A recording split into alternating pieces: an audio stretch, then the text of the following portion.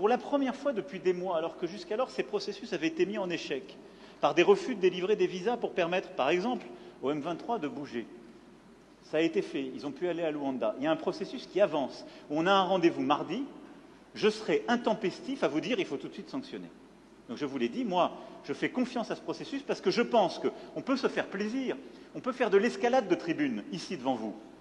Mais demain, c'est quoi l'alternative au plan de paix régional? C'est la guerre. Est-ce que je souhaite la guerre pour vous? Non. Donc je souhaite défendre ce plan de paix régional qui me paraît sérieux, crédible et qui engage toutes les forces de la région. Parce que je n'ai pas trouvé de solution plus intelligente et plus crédible. Et donc dans ce cadre, je préfère faire confiance avec exigence, dire ce que nous attendons du Rwanda et des autres voisins, c'est de s'engager et de respecter les rendez-vous qu'ils se donnent, sous la supervision des médiateurs. Et s'ils ne le respectent pas, alors oui, il doit y avoir des sanctions. Je vous le dis très clairement. Mais au bon moment et en fonction du processus qui a été décidé par votre président et ses homologues à Addis Abeba et qui est sous cette médiation angolaise. Alors la dernière question est de Madame Méral Christelle de France Télévisions. Bonjour, Christelle Méral, donc France Télévisions. La question s'adresse au président français.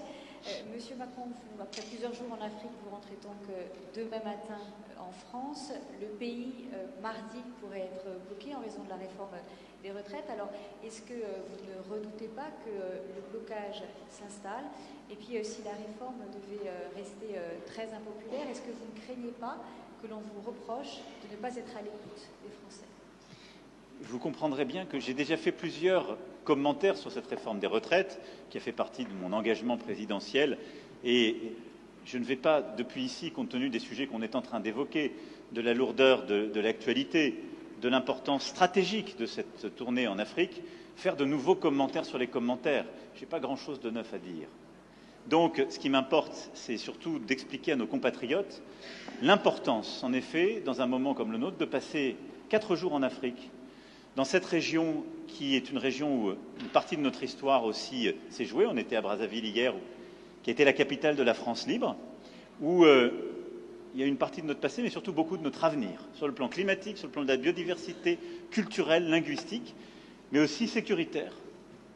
Et donc, je pense que c'est important que le président de la République française, que les ministres compétents puissent se déployer, y compris dans ces moments-là, pour porter la voix de la France, agir. Et tout n'est pas suspendu à une seule chose, et tout ne doit pas l'être.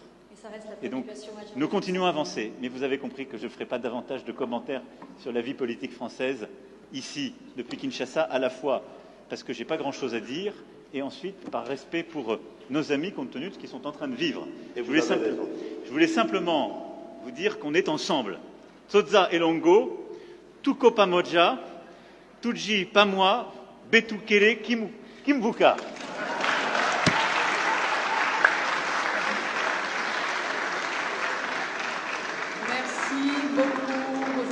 Monsieur le Président de la RDC de la France, de cette questions-réponses. Merci à tous. Restez assis, s'il vous plaît.